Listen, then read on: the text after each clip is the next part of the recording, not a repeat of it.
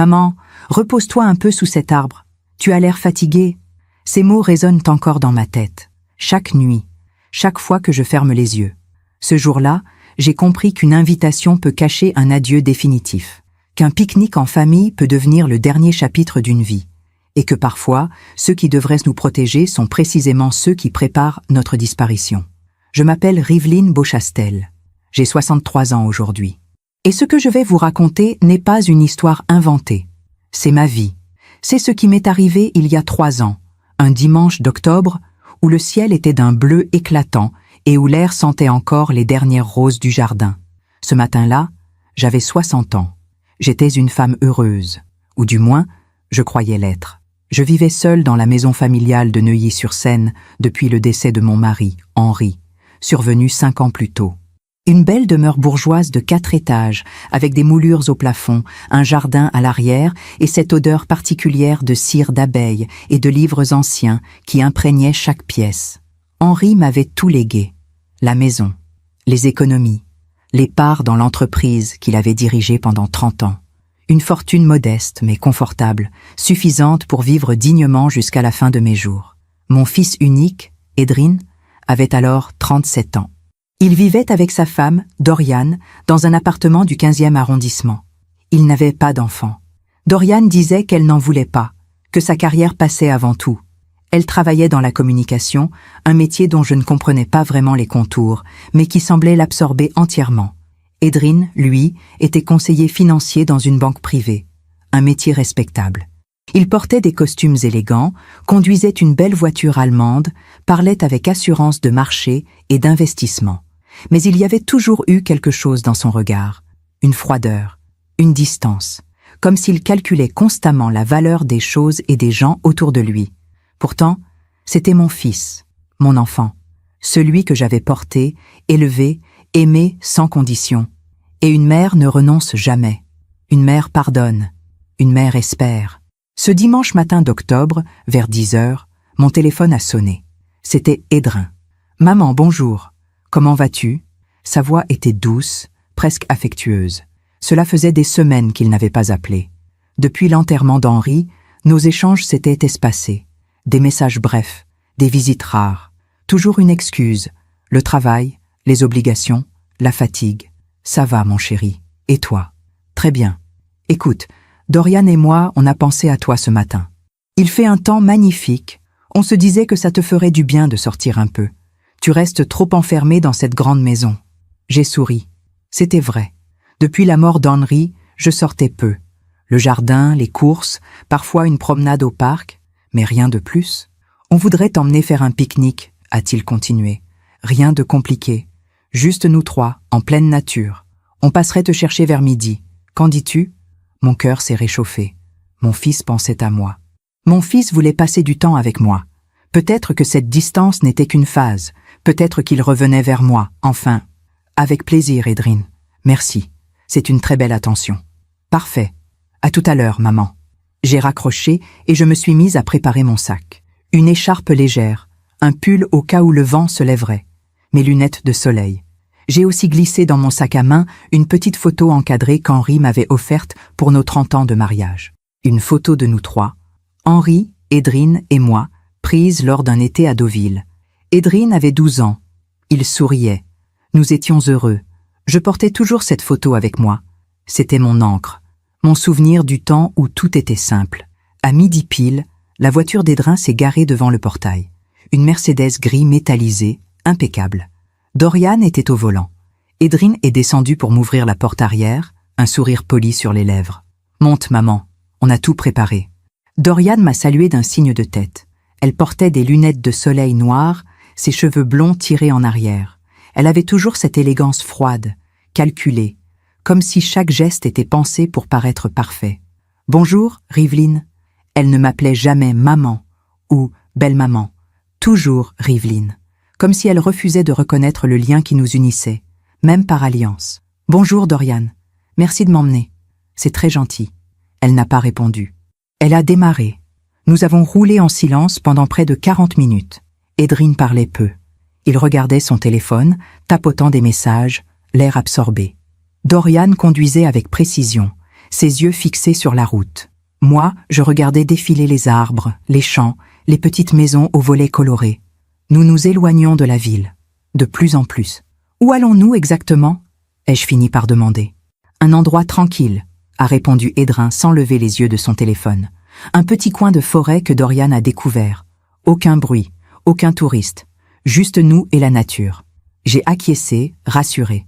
Peut-être était-ce exactement ce dont j'avais besoin. Du calme, de l'air pur, du temps avec mon fils, mais au fond de moi, quelque chose s'est serré. Une toute petite gêne, imperceptible, comme une ombre qui passe sans qu'on la voie vraiment. Pourquoi Edrin ne me regardait-il pas? Pourquoi Dorian restait-elle aussi froide, aussi silencieuse? J'ai chassé ses pensées. J'étais fatiguée, méfiante sans raison. Mon fils m'aimait, il prenait soin de moi. C'était tout ce qui comptait. Nous sommes finalement arrivés dans un petit chemin de terre, bordé d'arbres épais. La voiture a roulé encore quelques minutes avant de s'arrêter au milieu d'une clairière isolée. Personne à des kilomètres à la ronde. Juste le chant des oiseaux et le bruissement du vent dans les feuilles. « Voilà !» a dit Dorian en coupant le moteur. « On y est !» Edrin est sorti le premier. Il a ouvert le coffre et en a sorti un grand panier en osier, une couverture à carreaux. Tout avait l'air parfaitement préparé. « Viens, maman. Installe-toi. » Il a étendu la couverture au pied d'un grand chêne, à l'ombre. J'ai marché lentement vers lui. Mes jambes étaient un peu raides après le trajet. Dorian est resté près de la voiture, les bras croisés, observant la scène sans rien dire. Nous nous sommes assis. Edrin a ouvert le panier. Sandwich au saumon fumé, petit fromage, quelques fruits, une bouteille de vin blanc. Tout était soigné. Presque trop. « C'est magnifique ici », ai-je dit en souriant. « Merci, mon chéri. »« De rien, maman. » Nous avons mangé en silence. Le vin était frais, légèrement sucré. J'en ai bu un verre, puis un deuxième. Edrin me resservait sans que j'aie besoin de demander. « Tu devrais te reposer un peu, maman », a-t-il dit après un moment. « Tu as l'air fatiguée. » C'était vrai. Une étrange lourdeur commençait à envahir mes membres.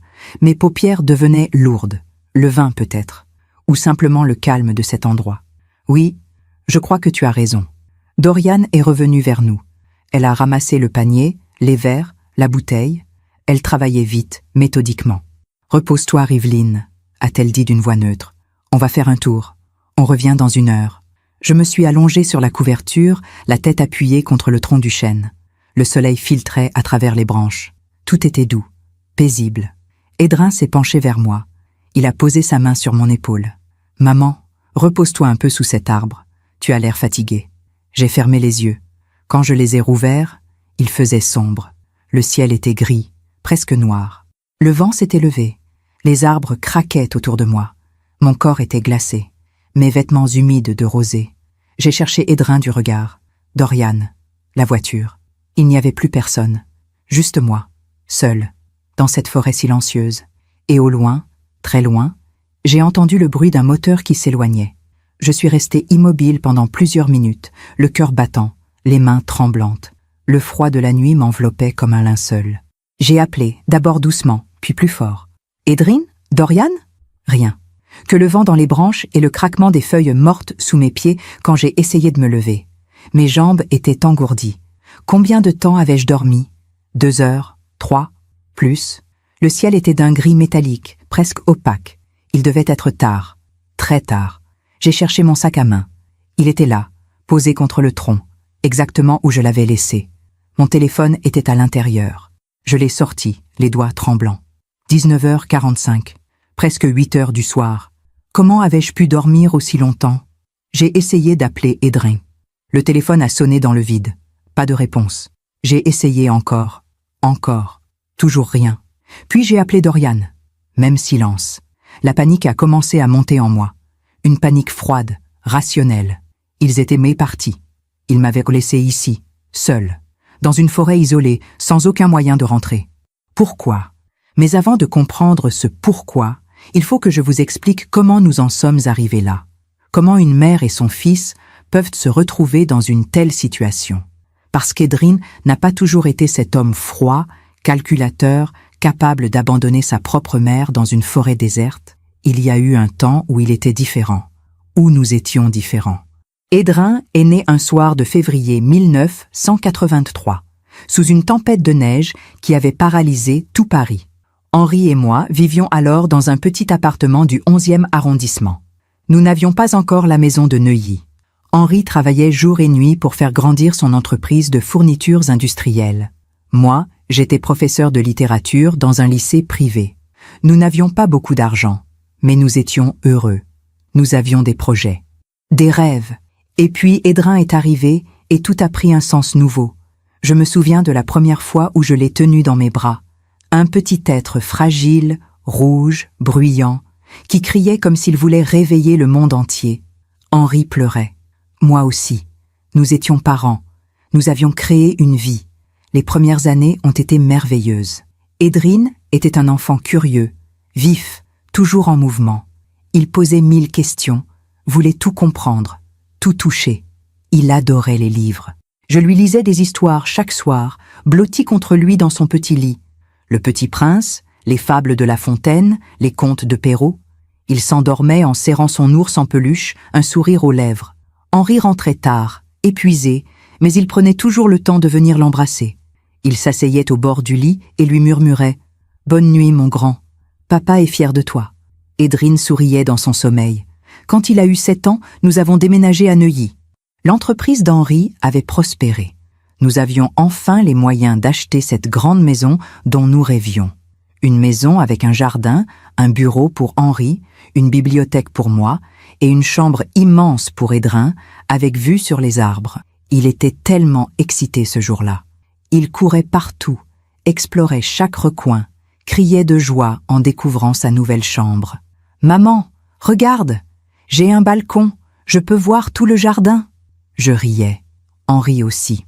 Nous étions une famille heureuse, une famille unie. Mais avec le temps, quelque chose a commencé à changer. Edrin grandissait. Il devenait plus silencieux, plus distant. À l'adolescence, il a cessé de me raconter sa journée. Il s'enfermait dans sa chambre, passait des heures sur son ordinateur, ne descendait que pour manger.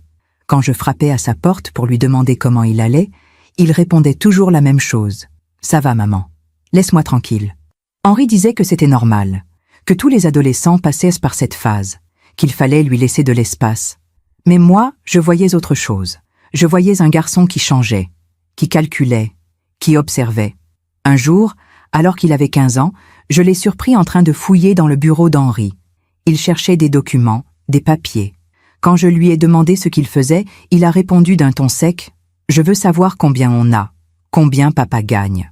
Combien vaut cette maison ?» J'ai été choquée. Pourquoi un adolescent voudrait-il savoir cela? Pourquoi cette question? Edrin. Parce que je veux savoir ce qui me reviendra un jour. Ces mots m'ont glacée. Mais je me suis dit qu'il était jeune, qu'il ne comprenait pas vraiment ce qu'il disait, que ce n'était qu'une maladresse, une curiosité mal exprimée. Henri a ri quand je lui en ai parlé. C'est un garçon intelligent, Rivelyne. Il pense à l'avenir. C'est une bonne chose. Peut-être. Peut-être avais-je tort de m'inquiéter. Edrin a fait des études brillantes. École de commerce, stage à Londres, diplôme avec les honneurs. Henri était fier de lui. Moi aussi. Il était devenu un homme élégant, posé, qui parlait avec assurance et s'habillait avec soin. À 28 ans, il a rencontré Doriane lors d'un séminaire professionnel à Lyon. Elle travaillait dans une agence de communication, portait des tailleurs impeccables, parlait 3 langues. Elle était belle, froide, parfaitement polie. Mais elle ne souriait jamais vraiment. Ses sourires étaient techniques, calibrés. Quand Edrin nous l'a présentée, Henri l'a trouvée charmante. Moi, j'ai ressenti un malaise immédiat. Quelque chose dans son regard, une froideur, une distance. Ils se sont mariés 1 an plus tard, en juin 2012. Une cérémonie sobre, élégante, dans une petite église de Versailles. Doriane portait une robe blanche magnifique, mais ses yeux restaient vides. Pendant toute la cérémonie, elle n'a jamais regardé Edrin avec tendresse, seulement avec satisfaction, comme si elle venait de conclure un bon contrat. Après le mariage, les visites se sont espacées. Edrin appelait de moins en moins. Quand nous les invitions à dîner, Doriane trouvait toujours une excuse, le travail, un déplacement, une fatigue. Vous comprenez, Rivelyne, nous avons des obligations. Henri essayait de garder le contact.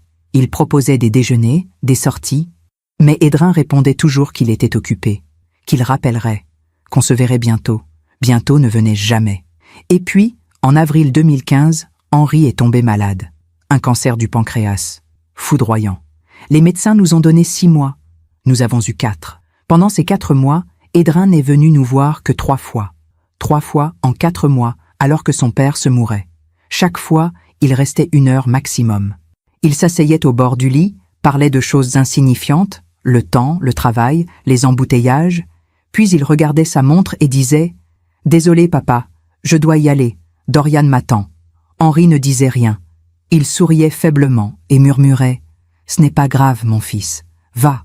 Mais moi, je voyais la douleur dans ses yeux, la déception, l'incompréhension. Henri est mort un mardi d'août à 6 heures du matin. J'étais à ses côtés. Je tenais sa main. Il a ouvert les yeux une dernière fois, m'a regardé et a murmuré « Prends soin de toi, Rivelyne. Prends soin de notre fils. » Puis il est parti. Edrin est arrivé 3 heures plus tard. Dorian l'accompagnait.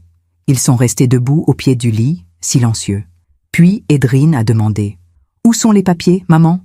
Le testament? Les comptes bancaires ?» J'ai levé les yeux vers lui, incrédule.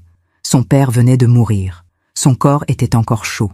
Et la première chose qu'il demandait, c'était l'argent. « Edrin, ton père, je sais, maman, mais il faut s'occuper des formalités.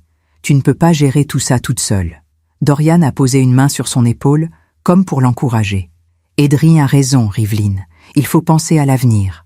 Henri aurait voulu que tout soit en ordre. J'ai regardé cette femme, cette étrangère qui parlait de mon mari comme s'il avait été un dossier à classer. Et j'ai compris. Ils n'étaient pas venus pour pleurer Henri. Ils étaient venus pour l'héritage. Le notaire a lu le testament 2 semaines plus tard. Henri m'avait tout légué.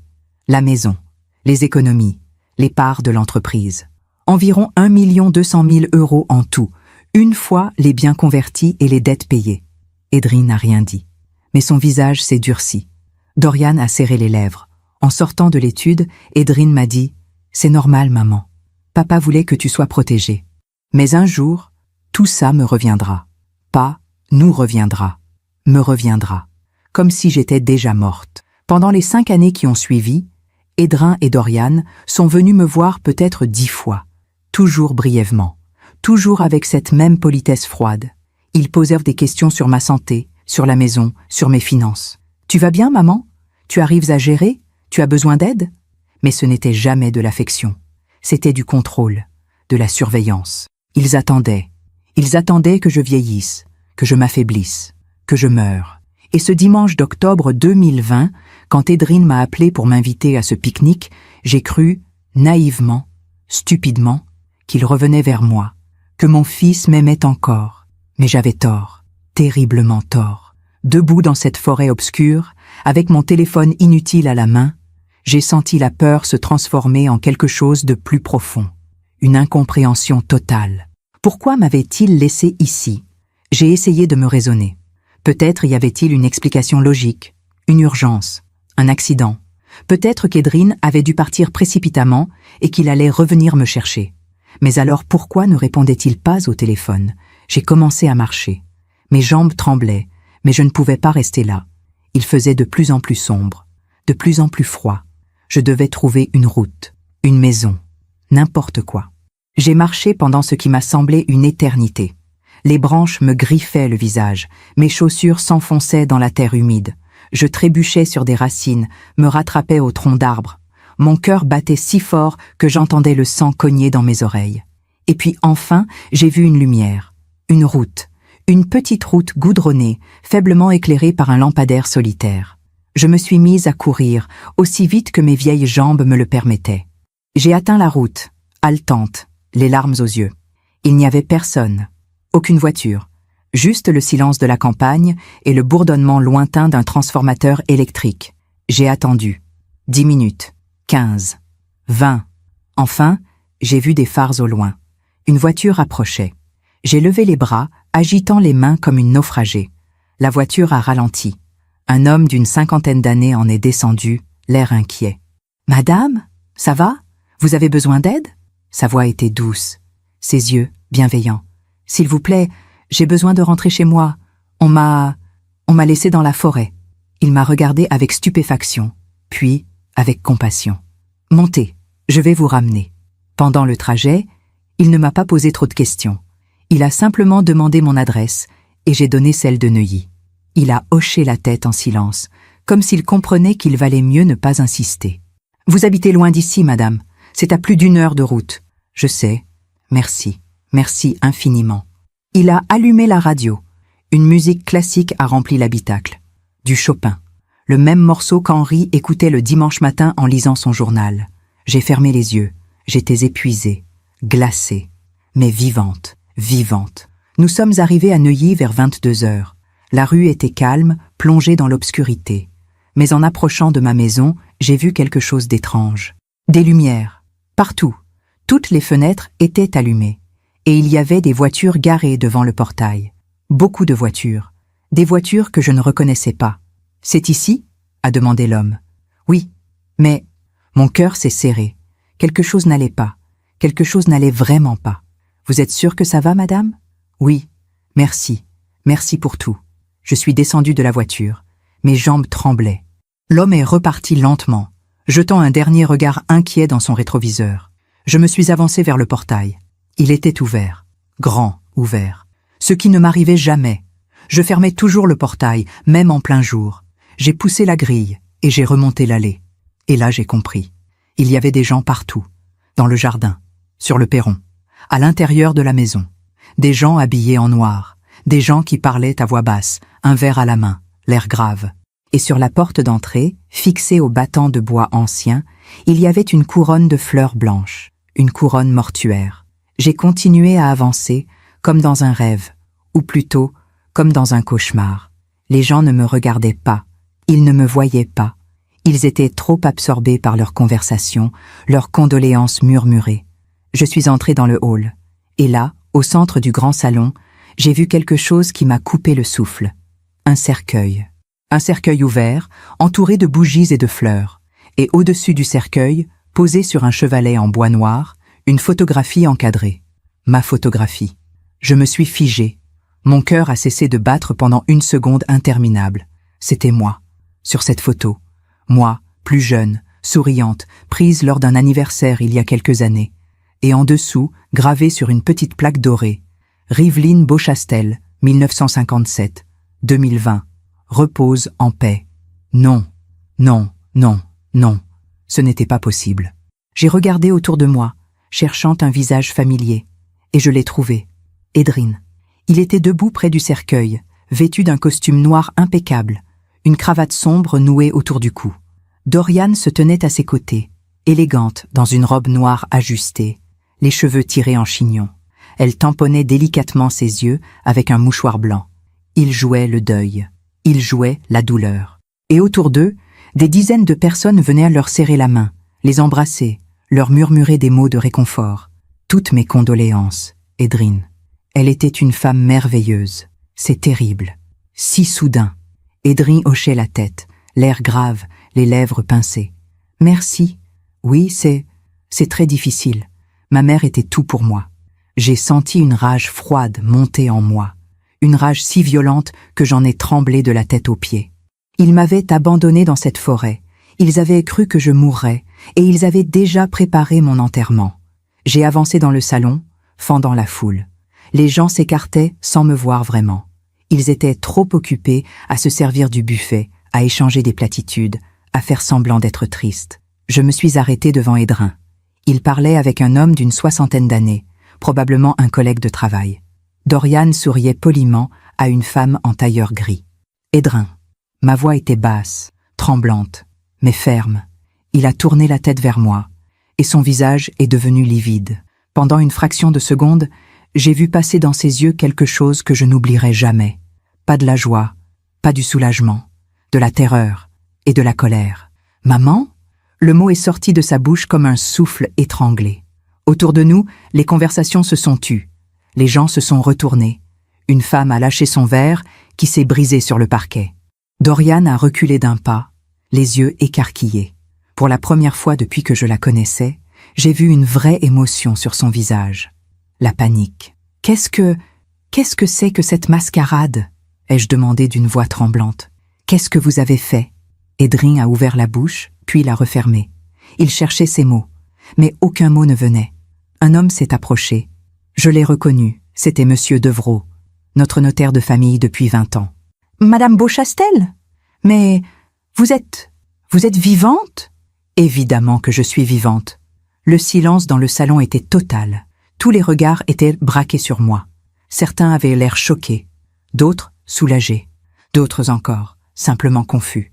Edrine a finalement retrouvé sa voix. Maman, nous pensions, nous avons cru. Vous avez cru quoi? Que j'étais morte? Parce que vous m'avez abandonnée dans une forêt? Parce que vous m'avez laissée seule, sans moyen de rentrer? Les murmures ont commencé à se propager dans l'assistance.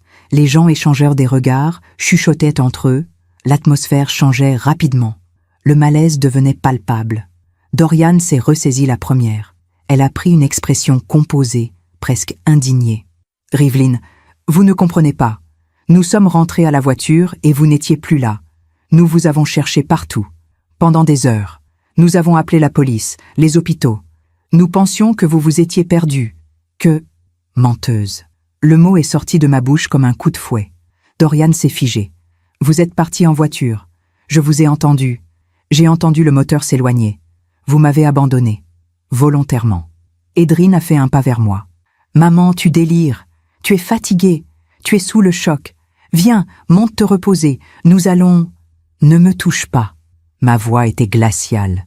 Je me suis reculée. « Ne t'approche pas de moi. » Monsieur Devrault s'est avancé, l'air profondément mal à l'aise. « Madame Beauchastel, je crois qu'il y a eu un terrible malentendu. Edrin est venu me voir hier soir. Il était bouleversé. Il m'a dit que vous aviez disparu pendant le pique-nique, que la police vous cherchait, qu'on avait retrouvé votre corps dans la forêt. Il avait un certificat de décès, signé par un médecin. Un certificat de décès. J'ai regardé Edrine. Il a détourné les yeux. « Quel médecin ?» ai-je demandé lentement. Monsieur Devrault a sorti un document de sa poche intérieure. « Docteur Lemoine, un médecin de campagne, semble-t-il. Il certifiait que vous étiez décédé dimanche soir, d'un arrêt cardiaque. » Je me suis mise à rire. Un rire nerveux, hystérique, qui a résonné dans le salon comme une sirène d'alarme. Un arrêt cardiaque, alors que je suis là, devant vous, vivante. Monsieur Devrault a pâli. Je vais devoir vérifier ce document. Immédiatement. C'est une situation sans précédent. Il s'est tourné vers Edrin, le regard sévère. Monsieur Beauchastel, je crois que vous avez beaucoup d'explications à fournir. Edrin a essayé de parler, mais aucun son cohérent n'est sorti. Dorian, elle, a reculé vers la porte, cherchant visiblement une issue. Mais je n'allais pas les laisser partir. Pas cette fois. Tout le monde dehors. Ma voix a coupé le brouhaha ambiant. Les gens se sont figés. J'ai dit « Tout le monde dehors. Maintenant. Cette maison est la mienne. Ce vélorio n'a jamais eu lieu d'être. Sortez. Tous. » Les invités ont commencé à se diriger vers la sortie, mal à l'aise, échangeant des regards embarrassés. Certains jetèrent des coups d'œil accusateurs vers Edrin. D'autres semblaient simplement vouloir fuir au plus vite cette scène surréaliste. En quelques minutes, le salon s'est vidé. Il ne restait plus qu'Edrin, Dorian, Monsieur Devrault et moi. Et ce cercueil vide, avec ma photo au-dessus. Je me suis approchée du cercueil. J'ai regardé à l'intérieur. Il était capitonné de satin blanc. Prêt à me recevoir. Prêt à m'enterrer. J'ai arraché la photo du chevalet. Ma propre photo. Celle qu'ils avaient choisie pour mon enterrement. « Combien ?» ai-je demandé en me retournant vers Edrin. « Quoi? Combien avez-vous dépensé pour organiser tout ça? Le cercueil, les fleurs, le buffet, les faire-part? Combien ?» Il n'a pas répondu. « Laisse-moi deviner, » ai-je continué. « Tu as puisé dans mes comptes. Tu avais accès à mes relevés bancaires. Tu savais où je cachais mes papiers. Tu as tout préparé en 48 heures, persuadé que je ne reviendrai jamais de cette forêt. » Dorian a tenté une dernière défense. « Rivelyne, vous êtes en état de choc. Vous ne savez pas ce que vous dites. Nous avons agi de bonne foi. Nous pensions réellement que... » Tais-toi. Ma voix était si froide que Dorian s'est tu immédiatement.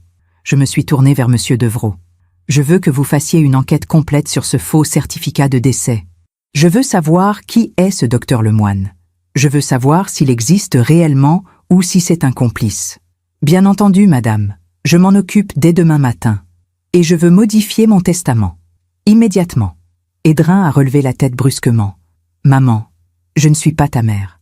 Pas après ce que tu as fait. » Les larmes sont montées dans mes yeux, mais je les ai retenues. Je ne leur donnerai pas cette satisfaction. Sortez de chez moi, tous les deux. Maman, s'il te plaît. Sortez! Ma voix a résonné dans toute la maison. Edrien a reculé, le visage défait. Dorian l'a pris par le bras et l'a tiré vers la porte. Avant de partir, Edrien s'est retourné une dernière fois. Tu ne comprends pas, nous n'avions pas le choix. Nous, dehors. Ils sont sortis. La porte s'est refermée derrière eux. Et je me suis effondrée sur le canapé, tremblante, vidée de toute force. Monsieur Devrault s'est approché doucement. « Madame, voulez-vous que j'appelle quelqu'un? Un médecin? Un ami? Non, je veux juste qu'on enlève tout ça. Le cercueil, les fleurs, tout. Je m'en occupe. » Il a sorti son téléphone et a passé plusieurs appels. En moins d'1 heure, des hommes sont venus récupérer le cercueil, démonter les tréteaux, emporter les couronnes. La maison redevenait peu à peu normale. Mais moi, je ne serai plus jamais normale. Cette nuit-là, je n'ai pas dormi. J'étais assise dans le grand fauteuil du salon, celui qu'Henri occupait chaque soir pour lire son journal. La maison était silencieuse, trop silencieuse, comme si elle retenait son souffle après ce qui venait de se passer. Monsieur Devrault était parti vers minuit, après avoir tout supervisé. Avant de franchir le seuil, il s'était retourné vers moi. « Madame Beauchastel, je vous conseille de changer les serrures dès demain matin et de vérifier tous vos comptes bancaires. Si votre fils a eu accès à vos papiers, il a peut-être... » Il n'avait pas terminé sa phrase. Il n'en avait pas besoin. J'avais hoché la tête en silence. Maintenant, seule dans cette maison trop grande, je regardais fixement l'endroit où se trouvait le cercueil quelques heures plus tôt. Il ne restait rien, aucune trace, comme si rien ne s'était passé. Mais tout s'était passé. Mon fils avait essayé de me tuer. Non, pas exactement. Il ne m'avait pas tué de ses mains. Mais il m'avait abandonné dans une forêt isolée, espérant que la nature ferait le travail à sa place. Qu'une crise cardiaque, qu'une chute, qu'une bête sauvage, qu'importe. Il voulait que je disparaisse. Et quand il avait cru que c'était fait, il avait immédiatement organisé mes funérailles. Pas pour me pleurer, pour récupérer l'héritage. Le lendemain matin, lundi, j'ai appelé un serrurier. Il est venu dans l'après-midi et a changé toutes les serrures de la maison. Porte principale, porte de service, portail, garage. « Vous avez eu un cambriolage, madame ?» a-t-il demandé en travaillant. Quelque chose comme ça. Ensuite, je suis allé à la banque. J'ai demandé à consulter tous mes comptes. Compte courant, compte épargne, livret A, assurance vie. Tout était intact. Edrien n'avait pas eu le temps de toucher à l'argent. Ou alors, il attendait ma mort officielle pour le faire légalement. J'ai changé tous mes codes d'accès. J'ai révoqué toutes les procurations que j'avais signées par le passé. J'ai demandé à ce que personne, absolument personne, ne puisse accéder à mes comptes sans ma présence physique. L'employé de banque, une jeune femme aux cheveux courts, m'a regardée avec curiosité. « Vous avez l'air inquiète, Madame Beauchastel. Tout va bien ? » « Tout va très bien. Je prends simplement mes précautions. » Elle a souri poliment et a finalisé les modifications. En rentrant chez moi, j'ai trouvé 3 messages sur mon répondeur. Le premier était de Dorian. « Rivelyne, nous devons parler. Il y a eu un terrible malentendu. Edrien est effondré. Il ne dort plus. Il ne mange plus. Rappelez-nous, s'il vous plaît. » Sa voix était calme, mesurée, comme si elle récitait un texte préparé. Le deuxième message était d'Edrien. « Maman, je suis désolée. Je ne sais pas quoi dire d'autre. Je suis tellement désolée. S'il te plaît, laisse-moi t'expliquer. Ce n'est pas ce que tu crois. » Sa voix tremblait. Il pleurait, ou du moins, il essayait de donner cette impression. Le troisième message était à nouveau de Dorian. « Rivelyne, nous venons vous voir demain matin. Nous devons régler cette situation. Pas de « s'il vous plaît ». Pas de « si vous êtes d'accord ». Une affirmation. Un ordre. J'ai effacé les 3 messages. Le mardi matin, vers 10 heures, la sonnette a retenti. Je savais que c'était eux. Je ne suis pas allée ouvrir. Je suis restée dans le salon, assise sur le canapé, une tasse de thé à la main. La sonnette a retenti encore. Puis encore. Puis quelqu'un a frappé à la porte. Fort, insistant. « Maman, ouvre, je sais que tu es là. » La voix d'Edrien. Suppliante, désespérée. « Rivelyne, ouvrez cette porte. » La voix de Dorian. Plus sèche, plus autoritaire. J'ai bu une gorgée de thé. J'ai regardé par la fenêtre. Ils étaient tous les deux sur le perron. Edrien avait les traits tirés, les yeux rouges. Dorian, elle, était impeccable. Maquillée, coiffée, élégante dans un tailleur pantalon beige. Ils ont continué à frapper pendant 10 minutes. Puis Edrin s'est mis à crier. « Maman, s'il te plaît, je t'en supplie, laisse-moi te parler, je ne voulais pas, je n'ai jamais voulu. » Mais je ne bougeais pas. Finalement, Dorian a pris le bras d'Edrin et l'a tiré vers la voiture. Ils sont partis. Les jours suivants ont été étranges. J'avais l'impression de vivre dans un état second. Je me levais, je prenais mon petit déjeuner, je lisais, je jardinais un peu. Tout semblait normal. Mais rien ne l'était. Chaque nuit, je revoyais cette scène. Le salon rempli de gens en noir. Le cercueil, ma photo, l'expression d'Edrin quand il m'avait vue vivante. Cette terreur dans ses yeux. Monsieur Devrault m'a appelé le mercredi. « Madame Beauchastel, j'ai des nouvelles concernant le certificat de décès. Je vous écoute. Le docteur Lemoine n'existe pas. Pas dans le registre de l'ordre des médecins, en tout cas. C'est un faux grossier d'ailleurs. La signature est illisible, le cachet est mal imprimé. N'importe quel fonctionnaire aurait dû s'en rendre compte. Donc Edrin a fabriqué ce document. C'est fort probable. Ou il a payé quelqu'un pour le faire. Peut-on porter plainte ? Il y a eu un silence. Madame, je dois être honnête avec vous. Porter plainte serait complexe. Vous devriez prouver qu'Edrin avait l'intention de vous nuire, qu'il vous a abandonné volontairement. Mais il peut toujours prétendre qu'il s'agissait d'un accident, d'une confusion, d'une erreur tragique. Et le fait qu'il ait organisé vos funérailles, juridiquement, ce n'est pas un crime. C'est étrange, c'est choquant, mais ce n'est pas illégal. Donc il ne sera pas puni. Pas par la justice, non. J'ai raccroché, le cœur lourd. Le jeudi soir, Edrin est revenu. Seul, cette fois. Il a sonné une fois. Puis il s'est assis sur les marches du perron. Et il est resté là, pendant des heures. Je l'ai observé depuis la fenêtre de l'étage. Il avait la tête entre les mains. Il ne bougeait presque pas. À un moment, j'ai cru qu'il pleurait. À 22 heures, il s'est levé et il est parti. Le lendemain, vendredi, il est revenu. Même scénario. Il a sonné. Puis il s'est assis. Il est resté jusqu'à tard dans la nuit. Et le samedi aussi. Et le dimanche. Chaque soir, mon fils s'asseyait sur mon perron et attendait. Attendait que je lui ouvre. Attendait que je lui pardonne. Mais je ne pouvais pas. Le lundi suivant, exactement une semaine après cette nuit cauchemardesque, j'ai reçu une lettre. Elle avait été glissée sous ma porte pendant la nuit. L'enveloppe était blanche, épaisse. Mon nom était écrit à la main, d'une écriture que je connaissais bien. L'écriture d'Edrin. J'ai ouvert la lettre. Elle faisait 3 pages. 3 pages denses, serrées, écrites à la hâte. Maman, je ne sais pas comment commencer. Je ne sais même pas si tu liras cette lettre, mais je dois essayer. Je dois te dire la vérité. Oui, je t'ai abandonné dans cette forêt. Oui, j'ai organisé tes funérailles en pensant que tu ne reviendrais pas. Et oui, je sais que c'est impardonnable. Mais ce n'était pas mon idée. C'était Dorian. Depuis des années, elle me répète que nous n'aurons jamais rien tant que tu seras en vie. Que cette maison, cet argent, tout cela devrait nous revenir. Que tu es égoïste de tout garder pour toi alors que nous avons du mal à joindre les 2 bouts. Elle dit que tu vis dans le luxe pendant que nous luttons pour payer notre loyer. Ce n'est pas vrai, je le sais, mais elle a réussi à me convaincre, petit à petit, mois après mois, année après année. Elle a tout planifié. Le pique-nique, le vin avec quelque chose dedans pour te faire dormir profondément, l'endroit isolé, tout. Elle m'a dit que personne ne saurait jamais, que tu avais 60 ans, que ta santé était fragile, que personne ne poserait de questions si tu mourais d'une crise cardiaque en pleine forêt. J'ai accepté parce que je suis faible, parce que j'ai peur de Dorian, parce qu'elle me menace de me quitter si je ne fais pas ce qu'elle veut.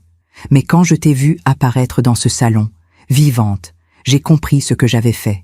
J'ai compris que j'avais essayé de tuer ma propre mère. Je ne te demande pas de me pardonner. Je ne mérite pas ton pardon. Mais je te supplie de me croire, ce n'est pas moi. Ce n'est pas qui je suis vraiment. C'est Dorian qui m'a transformé en monstre. Je vais la quitter, je vais tout quitter, et je vais essayer de redevenir l'homme que tu as élevé, l'homme que papa aurait voulu que je sois. Je t'aime, maman. Je t'ai toujours aimé. Ton fils, Edrin. J'ai relu la lettre 3 fois, puis je l'ai posée sur la table, et je me suis mise à rire. Un rire amer, désespéré. Il rejetait tout sur Dorian. Il se présentait comme une victime, comme un homme manipulé, contrôlé, forcé de faire des choses qu'il ne voulait pas faire. Mais je connaissais mon fils. Je connaissais ce regard calculateur qu'il avait depuis l'adolescence, cette obsession pour l'argent, cette froideur. Dorian n'avait rien créé. Elle avait simplement révélé ce qui était déjà là. Le soir même, Edrin est revenu. Il a sonné à la porte. Cette fois, j'ai ouvert. Il était debout sur le perron, les yeux rougis, les traits creusés. Il avait l'air épuisé, brisé. « Maman, tu as essayé de me tuer, Edrin. » Ma voix était calme, presque douce. « Je sais, et tu as mis quelque chose dans mon vin pour que je m'endorme. Tu m'as abandonné dans une forêt isolée, espérant que je ne me réveillerais jamais. Et quand tu as cru que j'étais morte, tu as organisé mes funérailles en 48 heures pour récupérer l'héritage. » Il a baissé la tête. « C'est Dorian qui… » « Non. » J'ai fait un pas vers lui. « Ne rejette pas la faute sur elle. Vous l'avez fait ensemble. Vous êtes aussi coupables l'un que l'autre. Maman, s'il te plaît. J'ai lu ta lettre. Et tu sais ce qui m'a le plus choqué? Ce n'est pas que tu aies essayé de te justifier. Ce n'est pas que tu aies rejeté la faute sur ta femme. C'est que tu aies cru que j'étais assez stupide pour te croire. » Il a relevé la tête, les larmes aux yeux. « Je t'aime, maman. Je te le jure. Si tu m'aimais, tu ne m'aurais jamais fait ça. » Il a tendu la main vers moi, mais je me suis reculée. « Ne me touche pas, maman. Je vais modifier mon testament. Tu n'auras rien. Rien de cette maison. Rien de l'argent. Rien. » Son visage s'est décomposé. « Tu ne peux pas faire ça. Si, je peux.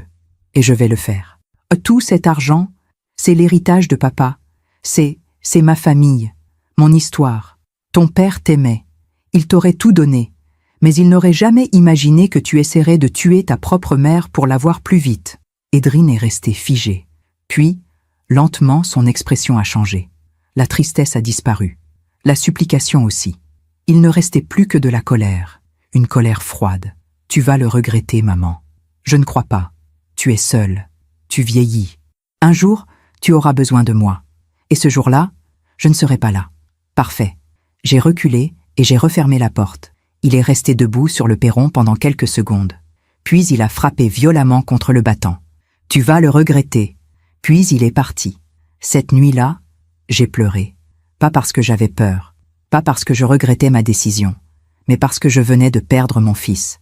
Pas à cause de sa tentative de meurtre, pas à cause de sa trahison. Mais parce que, en le regardant partir dans la nuit, j'avais compris une chose terrible. Il n'avait jamais été l'enfant que je croyais. Il avait toujours été cet homme-là. Froid, calculateur, avide. Et moi, pendant 40 ans, j'avais refusé de le voir. J'avais fermé les yeux. J'avais trouvé des excuses. J'avais espéré qu'il changerait. Je m'étais soumise à cette illusion. Mais maintenant, l'illusion était brisée. Et je devais vivre avec la vérité. Les semaines qui ont suivi ont été étranges, presque paisibles en apparence. Je vivais seule dans cette grande maison, comme je l'avais toujours fait depuis la mort d'Henri. Mais maintenant, tout était différent. Chaque craquement de parquet me faisait sursauter. Chaque voiture qui ralentissait devant le portail me mettait en alerte. J'avais installé un système d'alarme. Je vérifiais les serrures 3 fois avant de me coucher. Je ne me sentais plus en sécurité dans ma propre maison. Edrin n'était pas revenu. Pas une fois. Pas un appel. Pas un message. Rien. Dorian non plus. C'était comme s'ils avaient disparu de ma vie du jour au lendemain. Au début, j'étais soulagée. Puis, petit à petit, une inquiétude sourde s'est installée. Que préparait-il? 3 semaines après cette terrible nuit, nous étions début novembre 2020, Monsieur Devrault m'a convoqué à son étude. « Madame Beauchastel, j'ai finalisé les modifications de votre testament. Tout est en ordre. » Il a ouvert un dossier épais et en a sorti plusieurs documents. Comme vous l'avez demandé, votre fils Edrin Beauchastel a été entièrement déshérité. En cas de décès, l'intégralité de votre patrimoine, maison, compte bancaire, placement financier, part dans l'entreprise de feu votre mari, sera reversée à des œuvres caritatives. J'ai sélectionné 3 associations selon vos instructions. Une association d'aide aux femmes victimes de violences, une fondation pour la recherche médicale et une organisation de protection de l'enfance. J'ai hoché la tête. C'était exactement ce que je voulais. Et si Edrin conteste ce testament? Monsieur Devrault a eu un sourire en coin. Il peut toujours essayer. Mais ce testament est inattaquable. Vous êtes en pleine possession de vos facultés mentales. J'ai même fait certifier votre état de santé par 2 médecins indépendants. Et j'ai rédigé une clause spécifique expliquant les raisons de cette déshérence. Une clause? Oui. Une clause qui stipule clairement que vous déshéritez votre fils en raison de son comportement envers vous. Je n'entre pas dans les détails, bien sûr, mais c'est suffisant pour dissuader toute contestation. J'ai signé les documents, un par un, lentement, consciencieusement. Chaque signature était un adieu. Un adieu à l'enfant que j'avais porté, à l'homme que j'avais espéré qu'il devienne, à la famille que nous aurions pu être. Quand j'ai signé la dernière page, j'ai senti quelque chose se briser en moi, définitivement. Voilà, a dit M. Devrault en rangeant les documents. Votre testament est maintenant déposé au coffre de l'étude. Personne ne peut y accéder sans votre autorisation. Et en cas de décès, il sera automatiquement ouvert et exécuté. Merci, M. Devrault. Il m'a regardé avec compassion. Madame Beauchastel, je sais que cette décision n'a pas été facile, mais vous avez fait ce qu'il fallait. Je l'espère. En rentrant chez moi ce jour-là, j'ai trouvé une lettre dans ma boîte aux lettres. Pas une lettre normale. Un courrier recommandé, avec accusé de réception. L'expéditeur était un cabinet d'avocats parisien, Maître Blanchard et associé. J'ai ouvert l'enveloppe avec un mauvais pressentiment. C'était une mise en demeure. Une mise en demeure rédigée au nom d'Edrin Beauchastel et de Doriane Beauchastel, née Morel. Madame, nous représentons Monsieur Edrin Beauchastel et Madame Doriane Beauchastel dans le cadre d'un litige familial vous concernant. Nos clients nous ont informé que vous avez récemment modifié votre testament dans le but de les déshériter entièrement, et ce, sans raison légitime. Nos clients estiment que cette décision est abusive et injustifiée. Monsieur Edrin Beauchastel est votre fils unique et héritier légitime. Le déshériter constitue une atteinte grave à ses droits familiaux et patrimoniaux. En conséquence, nous vous mettons en demeure de reconsidérer votre décision et de rétablir Monsieur Edrin Beauchastel dans ses droits d'héritier dans un délai de 30 jours à compter de la réception de ce courrier. À défaut, nos clients se réservent le droit d'engager toutes les procédures judiciaires nécessaires pour faire valoir leurs droits, y compris une action en contestation de testament et une demande d'expertise psychiatrique visant à établir votre incapacité à gérer vos biens. Veuillez agréer, madame, nos salutations distinguées. Maître Antoine Blanchard. J'ai relu la lettre 3 fois. Une expertise psychiatrique. Il voulait me faire passer pour folle. Il voulait prouver que j'étais sénile, démente, incapable de prendre des décisions rationnelles. Et si un juge les croyait, il pourrait me placer sous tutelle, prendre le contrôle de mes biens, me mettre dans une maison de retraite et récupérer l'héritage de leur vivant. J'ai senti la colère monter en moi. Une colère froide, lucide. Ils n'avaient pas renoncé. Ils n'avaient jamais renoncé. Ils avaient simplement changé de stratégie. Le lendemain, j'ai appelé M. Devrault. J'ai reçu une mise en demeure. Je m'y attendais. Envoyez-moi une copie. Je vais y répondre. Ils veulent me faire passer pour folle. Ils n'y arriveront pas, madame. Vous avez des certificats médicaux récents.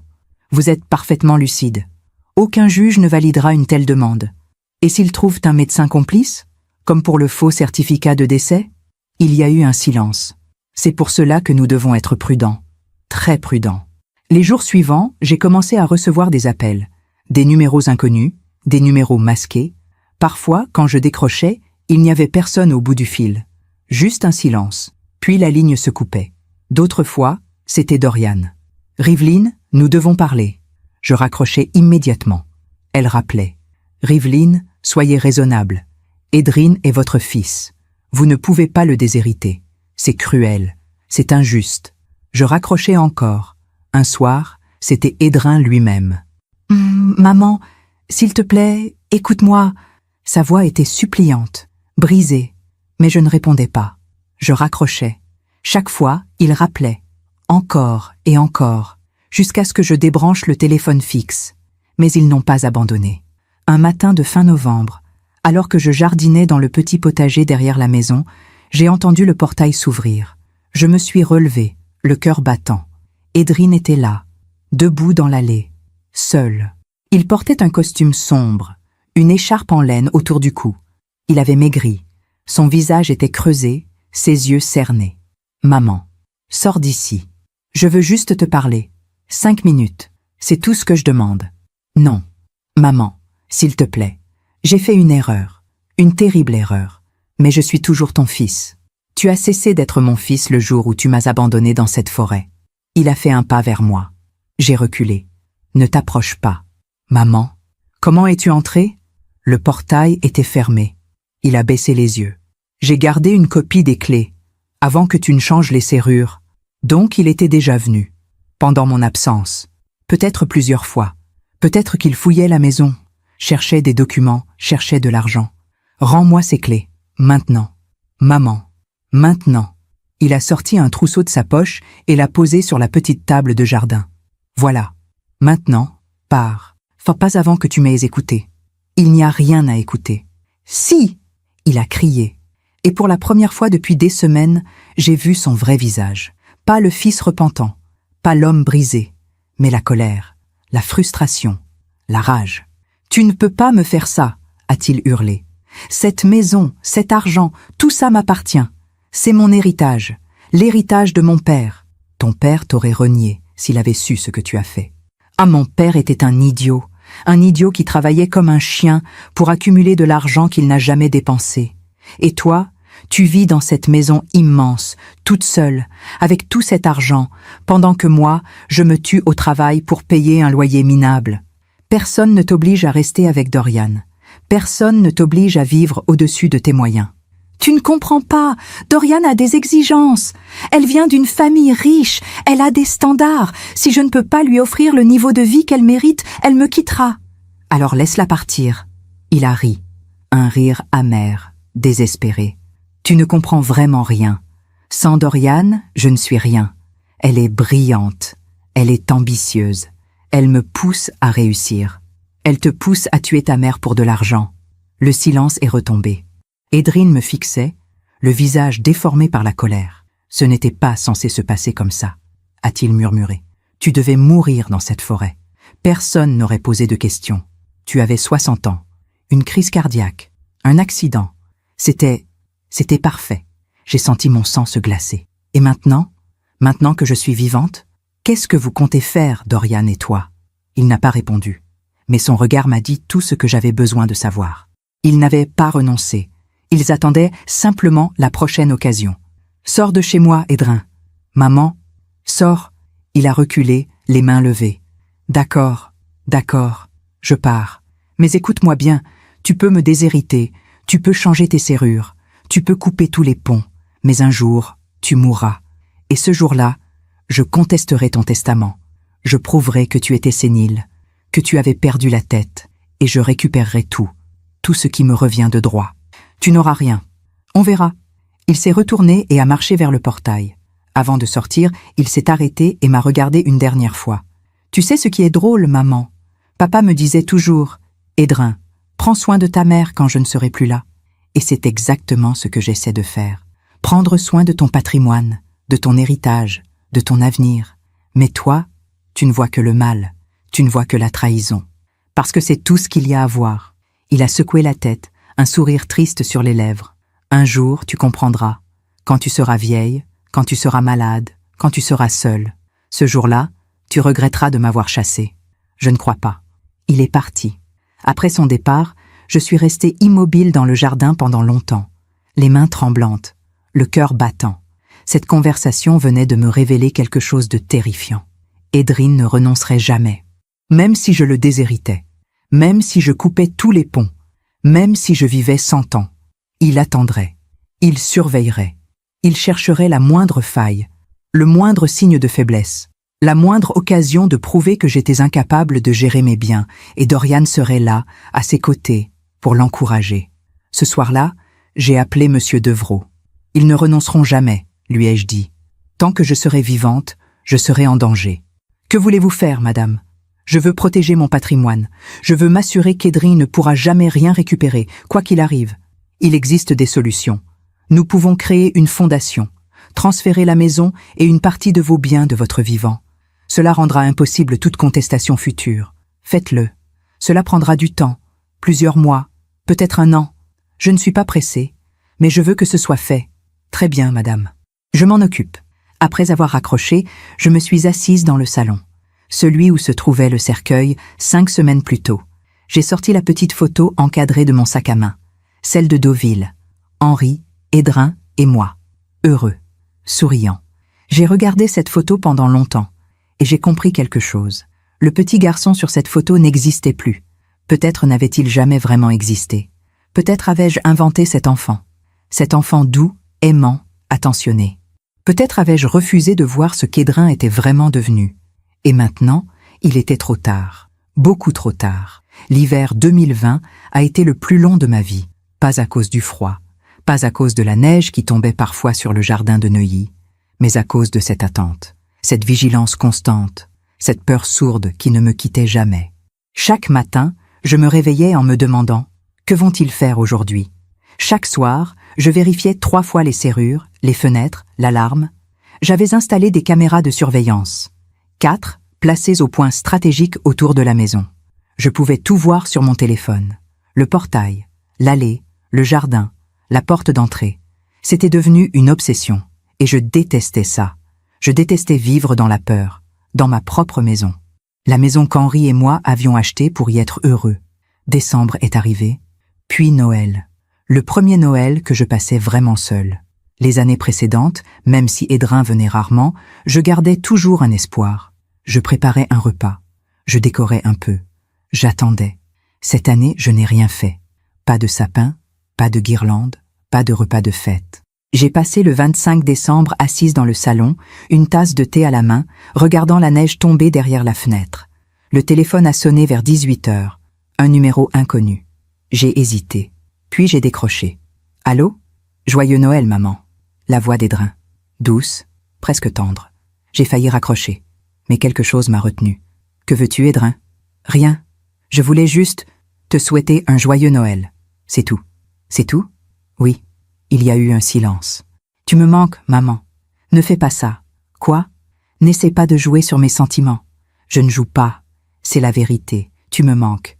La maison me manque. Papa me manque. Tout me manque. J'ai senti les larmes monter, mais je les ai refoulées. Si je te manquais vraiment, tu ne m'aurais pas abandonné dans cette forêt. Je sais, et je... Au revoir, Edrin. J'ai raccroché. Mon téléphone a vibré immédiatement. Un message. De lui. Je t'aime, maman. Malgré tout.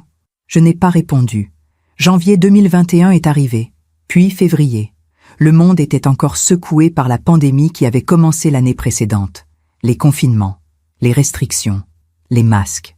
Moi, je vivais déjà confiné, enfermé dans ma maison, enfermé dans ma peur. Monsieur Devrault m'appelait régulièrement pour me tenir au courant de l'avancement des démarches. La fondation est en cours de création. Il faut encore quelques signatures, quelques documents, mais nous avançons bien. D'ici l'été, tout devrait être finalisé. Parfait. Et du côté de votre fils ? Des nouvelles ? Non, plus rien depuis Noël. C'est bon signe. Peut-être qu'il a renoncé. Peut-être. Mais je n'y croyais pas. Edrin ne renonçait jamais. En mars, quelque chose d'étrange s'est produit. J'ai commencé à recevoir des visites. Des visites inattendues. La première était une assistante sociale. Une femme d'une 40aine d'années, avec un sourire professionnel et un classeur sous le bras. Madame Beauchastel. Bonjour, je suis Madame Ferrand, du service social du 15e arrondissement. Je n'ai rien demandé. Je sais. Mais nous avons été contactés par votre fils, Monsieur Edrin Beauchastel. Il s'inquiète pour vous. Il dit que vous vivez seul, que vous refusez toute aide, que... Mon fils essaie de me faire passer pour sénile. Elle a cligné des yeux, surprise. Ce n'est pas l'impression que j'ai eue. Il semblait sincèrement inquiet. Madame, je vais bien. Je n'ai besoin d'aucune aide. Et je n'ai rien demandé. Je comprends. Mais dans le cadre de notre mission, je dois évaluer votre situation. Cela ne prendra que quelques minutes. Puis-je entrer ? J'ai hésité. Puis j'ai compris. Si je refusais, elle noterait dans son rapport que j'étais méfiante, agressive, refusant toute aide. Et Edrin utiliserait ça contre moi. Très bien. Entrez. Elle est restée une demi-heure. Elle a posé des questions. Sur ma santé, mes finances, mon quotidien, mes relations sociales. J'ai répondu calmement, posément. Je lui ai montré que j'étais parfaitement lucide, que ma maison était propre, bien entretenue, que je gérais mes affaires sans difficulté. À la fin, elle a refermé son classeur. Tout semble en ordre, Madame Beauchastel. Je vais faire mon rapport. Un rapport qui dira quoi ? Que vous êtes autonome et que vous n'avez besoin d'aucune assistance ? Merci. Elle est partie. Mais j'ai compris. C'était la première étape. Edrine testait le terrain. Il essayait de créer un dossier, de rassembler des preuves de ma prétendue incapacité. 2 semaines plus tard, un médecin est venu. Pas mon médecin habituel, un autre, un certain docteur Moreau, que je n'avais jamais vu. « Bonjour, Madame Beauchastel. Je suis envoyé par la Sécurité sociale pour une visite de contrôle. C'est une procédure de routine pour les personnes de plus de 60 ans. » Mensonge. Je n'avais jamais entendu parler de ce genre de visite. Qui vous envoie exactement? La Sécurité sociale, comme je vous l'ai dit. Sur demande de qui? Il a hésité. Je ne suis pas autorisé à divulguer cette information. Mon fils. C'est mon fils qui vous a demandé de venir. Il n'a pas répondu. Mais son silence était éloquent. Partez, madame. Je dois faire cette évaluation. Vous n'entrerez pas chez moi sans mon consentement. Et je ne donne pas mon consentement. Madame, partez, ou j'appelle la police. Il est parti, l'air contrarié. Le soir même, j'ai appelé Monsieur Devrault. Ils essaient de monter un dossier médical contre moi. Je m'en doutais. Mais ne vous inquiétez pas. Nous avons vos certificats médicaux récents. De vrais médecins. Reconnus. Rien de ce qu'ils pourront dire ne tiendra devant un juge. J'espère que vous avez raison. Avril est arrivé. Et avec Avril, une nouvelle escalade. Un matin, en consultant mes comptes bancaires en ligne, j'ai remarqué quelque chose d'étrange. Une tentative de connexion depuis un autre appareil. Un appareil que je ne reconnaissais pas. Quelqu'un avait essayé d'accéder à mes comptes. 3 fois. Sans succès, grâce à l'authentification à 2 facteurs que j'avais mis en place. J'ai immédiatement appelé la banque. Madame Beauchastel, effectivement, nous avons détecté ces tentatives. Elles proviennent d'une adresse IP à Paris, dans le 15e arrondissement. Le 15e. Là où vivaient Edrin et Dorian. Changez tous mes mots de passe. Immédiatement. C'est déjà fait, madame. Et nous avons bloqué toute tentative de connexion depuis cette adresse IP. Merci. Mais la peur s'intensifiait. Ils essayaient d'accéder à mon argent. Ils cherchaient à savoir combien j'avais exactement. Où était placé cet argent? Comment le récupérer? En mai, quelque chose de plus grave s'est produit. J'étais dans le jardin, comme souvent, en train de tailler les rosiers qu'Henri avait plantés des années auparavant. C'était une belle journée de printemps. Le soleil brillait. Les oiseaux chantaient. Soudain, j'ai entendu un bruit derrière moi. Je me suis retournée. Dorian était là, debout au milieu du jardin, les bras croisés, un sourire froid sur les lèvres. « Comment êtes-vous entré ?»« Par le portail. Il était ouvert. Mensonge. Je fermais toujours le portail. Sortez de chez moi. Pas avant qu'on ait parlé. » Elle s'est avancée, lentement, calmement, comme un prédateur qui approche de sa proie. « Vous êtes en train de ruiner la vie d'Edrin, Rivelyne. C'est lui qui a ruiné la sienne. Non, c'est vous, avec votre égoïsme, votre avarice, votre refus de partager ce qui lui revient de droit. Rien ne lui revient de droit. » Elle a ri. Un rire froid, cristallin. « Vous savez ce qui est drôle? Edrine vous aime encore, malgré tout ce que vous lui avez fait, malgré votre cruauté. Il vous aime. S'il m'aimait, il ne m'aurait pas abandonné dans cette forêt. C'était un accident que vous avez planifié. Elle s'est arrêtée à quelques mètres de moi. Ses yeux bleus, habituellement glacés, brillaient d'une lueur étrange. Vous voulez savoir la vérité, Rivelyne? Je la connais déjà. Non, vous ne connaissez rien. Elle s'est assise sur le banc de pierre, comme si elle était chez elle. Oui, c'était mon idée. Le pique-nique, le vin avec du somnifère, l'abandon dans la forêt. Tout. J'ai senti mon sang se glacer. Pourquoi me dites-vous ça? Parce que vous ne pourrez rien prouver. Vous n'avez aucune preuve, aucun témoin, rien. Juste votre parole contre la nôtre. La police? La police ne fera rien. Vous êtes une vieille femme qui accuse son fils et sa belle-fille sans la moindre preuve. Qui croira une histoire aussi délirante? Elle avait raison, et elle le savait. Edrine était contre au début, a-t-elle continué. Il disait que c'était trop dangereux, trop risqué. Mais moi, je lui ai expliqué. Vous étiez vieille, vous n'aviez plus personne. Personne ne poserait de questions si vous mouriez dans un accident. Et nous aurions enfin ce qui nous revenait. Vous êtes un monstre. Non, je suis réaliste. Vous avez 1 200 000 €, Rivelyne. Vous vivez seule dans une maison immense. Vous ne dépensez rien. Vous thésaurisez comme une vieille avare. Pendant ce temps, Edrine et moi, nous luttons pour joindre les 2 bouts. Nous payons un loyer exorbitant. Nous travaillons 60 heures par semaine. Pourquoi? Pour rien? alors que tout cet argent dort sur vos comptes. Cet argent est à moi. Henri me l'a laissé. Henri est mort, il ne sait plus rien. Et vous, vous ne vivrez pas éternellement. » Elle s'est levée et s'est approchée encore. « Voilà ce qui va se passer, Rivelyne. Vous allez annuler cette fondation ridicule. Vous allez rétablir Edrine dans vos droits d'héritier. Et vous allez arrêter de jouer à la martyre. Jamais.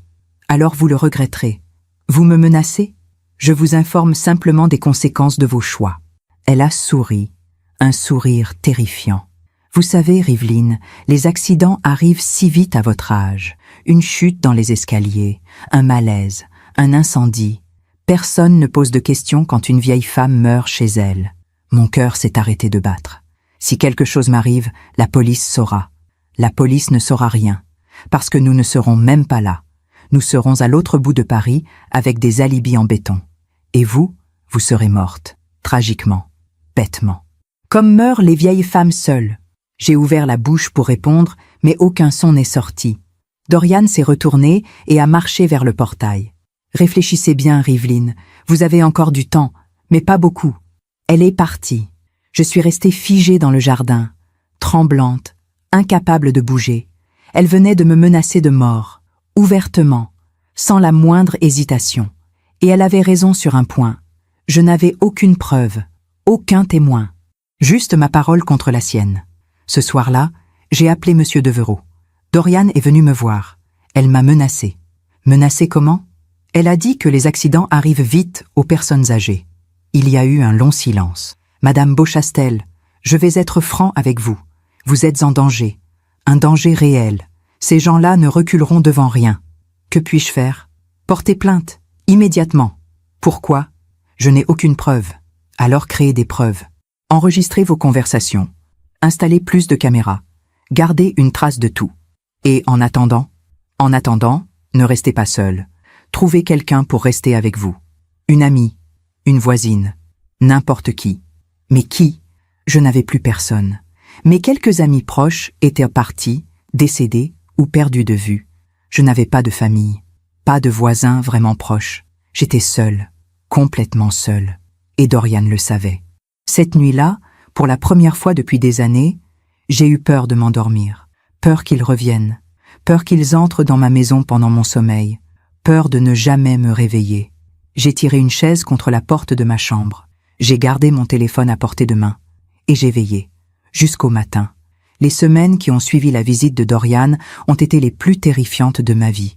Je ne dormais presque plus. Chaque bruit me réveillait. Chaque craquement de la maison me faisait sursauter.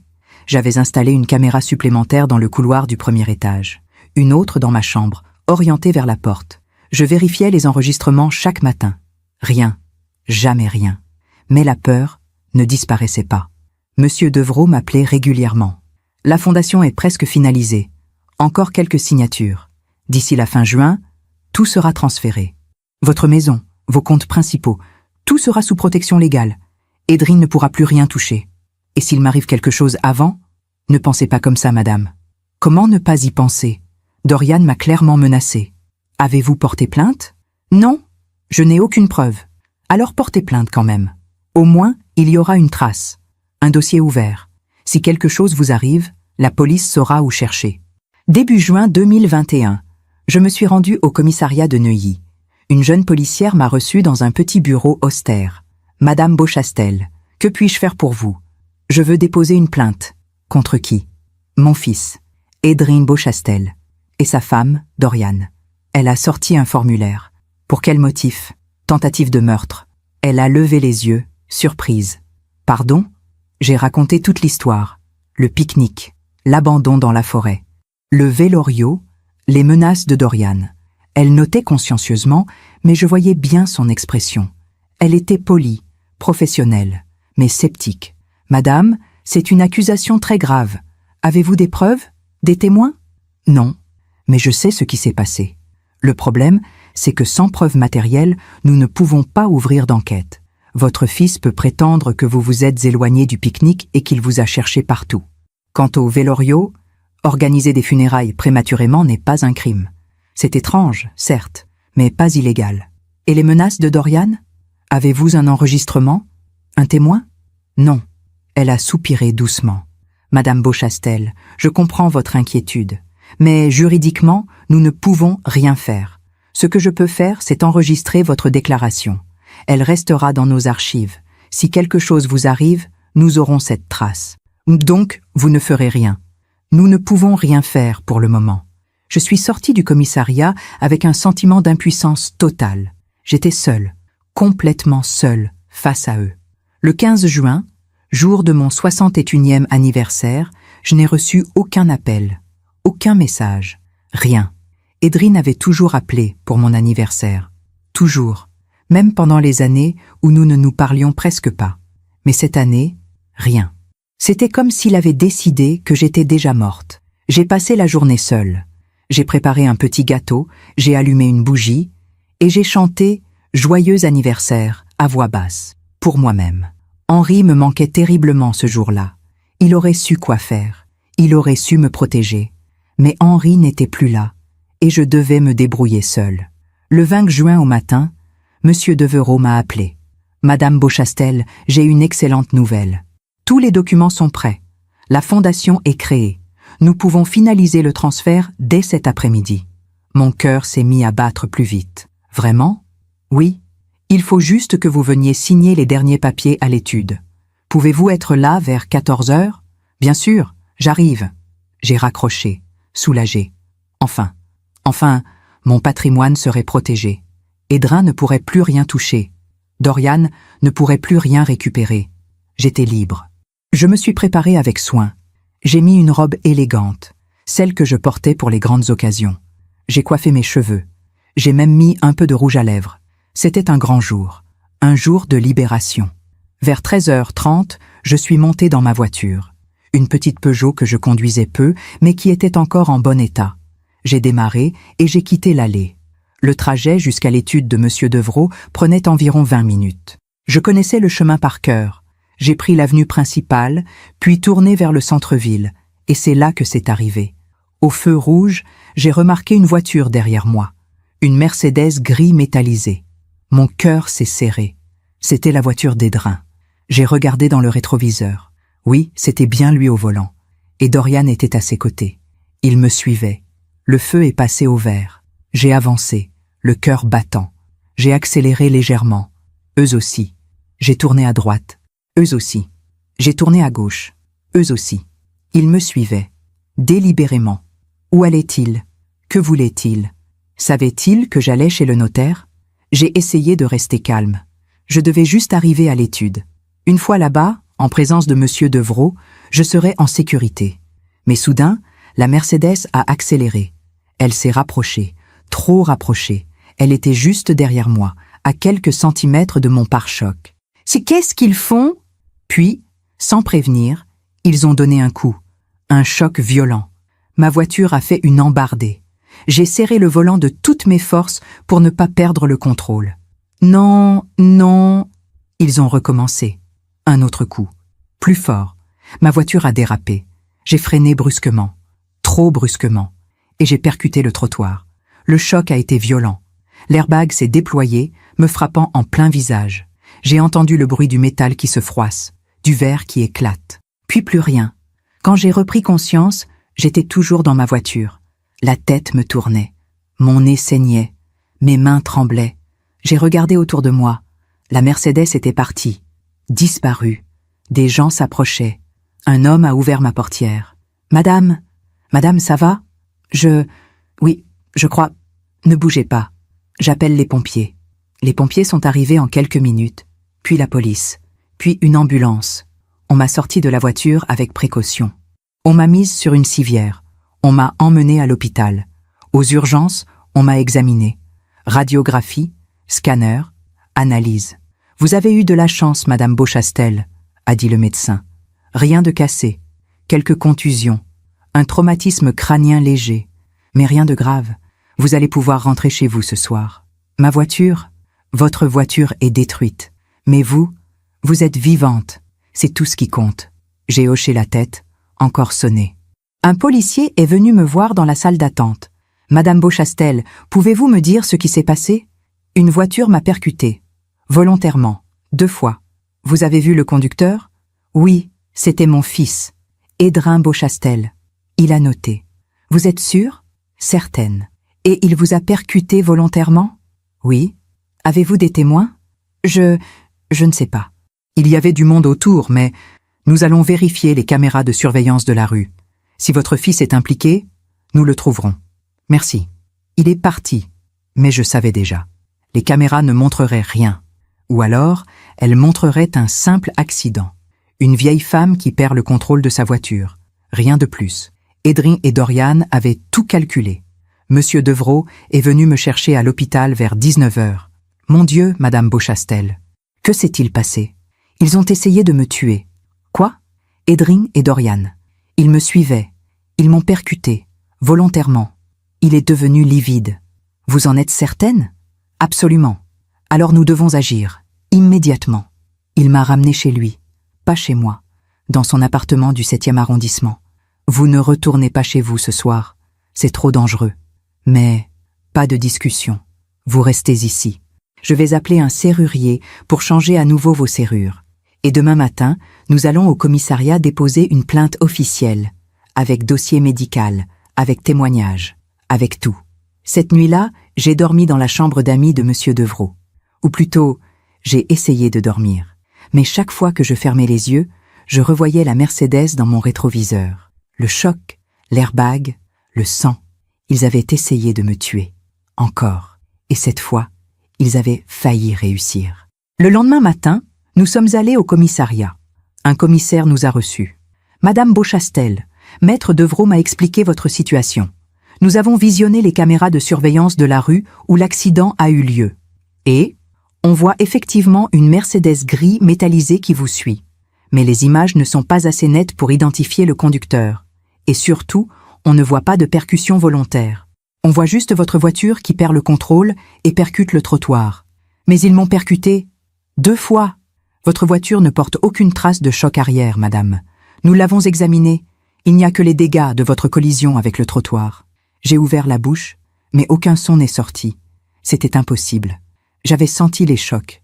J'avais entendu le bruit. À moins qu'il ne m'ait pas vraiment touché. Qu'il se soit seulement approché. Trop près. Assez pour me faire paniquer. Assez pour me faire perdre le contrôle. Sans jamais me toucher. Sans laisser de traces. Dorian avait dit qu'elle était intelligente. Elle l'était. Terriblement intelligente. Que puis-je faire alors? Ai-je demandé, la voix brisée. Le commissaire a soupiré. Honnêtement, madame, protégez-vous. Ne restez pas seule. Installez plus de caméras. Gardez toujours votre téléphone à portée de main. Et si vous vous sentez en danger immédiat, appelez immédiatement le 17. C'est tout? C'est tout ce que nous pouvons faire pour le moment. Nous sommes sortis du commissariat. Monsieur Devrault était furieux. C'est inacceptable. Vous êtes en danger et ils ne font rien. Que puis-je faire d'autre? Terminer le transfert. Immédiatement. Une fois que tout sera légalement protégé, Édrin et Dorian n'auront plus aucune raison de s'en prendre à vous. Ils sauront qu'ils ne récupéreront jamais rien, à moins qu'ils ne veuillent juste se venger. Il n'a pas répondu, parce que nous savions tous les deux que c'était une possibilité. Cet après-midi-là, dans le bureau de Monsieur Devrault, j'ai signé les derniers documents. Transfert de propriété de la maison à la fondation. Transfert des comptes bancaires principaux. Transfert des placements. Tout. À chaque signature, je sentais un poids s'envoler. Et en même temps, une tristesse immense. Cette maison était la mienne, l'héritage d'Henri, notre vie ensemble. Et maintenant, elle appartenait à une fondation, à des étrangers, pour me protéger de mon propre fils. C'est terminé, a dit Monsieur Devrault en rangeant les documents. Vous êtes protégée, Madame Beauchastel. Légalement, financièrement, vous êtes protégée. Et physiquement? Il n'a pas répondu. Je suis rentrée chez moi ce soir-là, accompagnée par Monsieur Devrault qui a insisté pour vérifier que tout était en ordre. La maison était silencieuse, intacte, mais elle ne me semblait plus sûre. « Vous voulez que je reste cette nuit ?» a-t-il proposé. « Non, ça ira. Merci, Monsieur Devrault, pour tout. Si vous avez besoin de quoi que ce soit, appelez-moi. N'importe quelle heure. » Il est parti. Je me suis retrouvée seule. Encore. Cette nuit-là, j'ai pris une décision. Je ne vivrai plus dans la peur. Édrin et Dorian avaient gagné une bataille. Ils m'avaient chassée de ma propre vie. Ils m'avaient isolée, terrorisée. Mais ils ne m'auraient pas mon âme, pas ma dignité. J'avais fait ce que je devais faire. J'avais protégé mon patrimoine. J'avais coupé les ponts. Et maintenant, je devais vivre, vraiment vivre, sans eux, sans leur ombre, sans leurs menaces. Je devais reconstruire. Et c'est ce que j'allais faire. Les mois qui ont suivi ont été étranges. Après la signature des documents, après le transfert de tout mon patrimoine à la fondation, quelque chose en moi s'est apaisé. Ce n'était pas de la joie, ni du soulagement complet, plutôt une forme de paix froide, une acceptation. J'avais perdu mon fils, mais j'avais gagné ma liberté. Juillet 2021 est arrivé, puis août. L'été était chaud, lumineux. Je passais mes journées dans le jardin, à lire, à jardiner, à simplement exister. Je n'avais plus peur. Oh, je restais prudente. Les caméras fonctionnaient toujours, les portes étaient verrouillées chaque soir. Mais cette terreur constante, cette vigilance épuisante avait disparu. Pourquoi? Parce que je n'avais plus rien à perdre. Edrine le savait maintenant. La maison ne lui reviendrait jamais. L'argent non plus. Tout était protégé, irréversible. Me tuer maintenant ne servirait à rien. En septembre, j'ai reçu une lettre. Pas d'Edrin, pas de Dorian, de leur avocat. Une dernière tentative. Madame, notre client, Monsieur Edrin Beauchastel, vous propose un accord à l'amiable. En échange de l'annulation du transfert à la fondation, il s'engage à vous verser une rente mensuelle de 1 500 € jusqu'à la fin de vos jours et à vous garantir le droit de résider dans la maison familiale aussi longtemps que vous le souhaitez. J'ai relu la lettre 2 fois, puis je l'ai déchirée, lentement, méthodiquement, et je l'ai jetée à la poubelle. Octobre est arrivé. 1 an exactement après cette terrible journée dans la forêt. 1 an depuis qu'Edrin m'avait dit « Maman, repose-toi un peu sous cet arbre ». Je me suis rendue sur les lieux, seule. J'ai retrouvé l'endroit exact. Le chêne était toujours là. Les feuilles tombaient doucement, dorées et rouges. Je me suis assise au pied de l'arbre, à l'endroit même où j'avais dormi, où j'avais failli mourir. Et j'ai pleuré. Pas de colère, pas de rage, mais de deuil. Le deuil d'un fils que je n'avais jamais vraiment eu. En novembre, j'ai pris une décision importante. J'ai commencé à donner des cours de littérature bénévole dans une association pour personnes âgées. 1 fois par semaine, je parlais de Flaubert, de Zola, de Proust. Je lisais des passages à voix haute. Je répondais aux questions. Les gens m'écoutaient, ils souriaient, ils me remerciaient. Pour la première fois depuis des années, je me sentais utile, vivante. Décembre 2021. Noël approchait à nouveau. Cette fois, je n'étais pas seule. J'avais invité 3 dames de l'association. Nous avons préparé un repas ensemble, ri ensemble, partagé des histoires. Ce n'était pas ma famille, mais c'était quelque chose de vrai. Le 31 décembre, alors que l'année touchait à sa fin, j'ai reçu un appel, un numéro inconnu. J'ai hésité, puis j'ai décroché. « Allô? Madame Beauchastel? Oui, je suis maître Rousseau, notaire à Paris. J'ai une information à vous communiquer concernant votre fils, Monsieur Edrin Beauchastel. » Mon cœur s'est serré. Que se passe-t-il? Monsieur Beauchastel et son épouse ont déposé une demande de divorce. La procédure est en cours. J'ai fermé les yeux. Donc c'était arrivé. Ce que Dorian avait toujours menacé de faire si Edrin ne lui donnait pas ce qu'elle voulait. Elle l'avait quitté. Merci de m'avoir informé, maître. Il y a autre chose, madame. Monsieur Beauchastel traverse une période difficile. Des difficultés financières. Il a perdu son emploi il y a 3 mois. Il ne peut plus payer son loyer. Il est en grande détresse. J'ai senti quelque chose remuer en moi. Pas de la pitié. Pas exactement. Mais une forme de reconnaissance. La vie avait fait son travail. Merci, maître. J'ai raccroché. Ce soir-là, assise dans le salon, j'ai repensé à tout ce qui s'était passé. Edrine avait tout perdu. Sa femme, son travail, son argent. Et moi, il avait voulu ma mort pour hériter. Et maintenant, il n'hériterait de rien. Et il était seul, ruiné, brisé. Je n'avais pas levé le petit doigt contre lui. Je n'avais pas cherché à me venger. Je m'étais simplement protégée. J'avais coupé les ponts. J'avais continué à vivre. Et la vie s'était chargée du reste. Parfois, me suis-je dit à voix haute, la meilleure vengeance, c'est de ne rien faire. C'est de laisser les gens récolter ce qu'ils ont semé. J'ai souri, doucement. Et j'ai compris que j'avais tourné la page. L'année 2022 a commencé dans le calme. Je vivais ma vie. Simplement, paisiblement. Mes cours de littérature continuaient, j'avais même commencé à écrire un peu. Des mémoires, des réflexions. Rien de destiné à être publié, juste pour moi, pour mettre des mots sur ce que j'avais vécu. En mars, Monsieur Devereux m'a appelé. « Madame Beauchastel, j'ai des nouvelles, concernant votre fils. Je vous écoute. » Le divorce a été prononcé. Dorian a obtenu ce qu'elle voulait. Elle a récupéré la moitié des biens du couple, ce qui n'était pas grand-chose, mais elle a surtout négocié pour ne rien lui devoir. Edrine est seule, complètement seule. J'ai fermé les yeux. Et financièrement, il a perdu son appartement. Il vit actuellement chez un ami, je crois. Il cherche du travail. Mais à 40 ans, dans son domaine, c'est difficile. Surtout avec la réputation qu'il s'est faite. Quelle réputation ? Des rumeurs circulent dans le milieu bancaire. On dit qu'il a essayé de frauder sa propre mère, que la police a ouvert un dossier. Vrai ou faux, peu importe. Dans ce milieu, la réputation est tout. Personne ne veut l'embaucher. J'ai ressenti quelque chose d'étrange.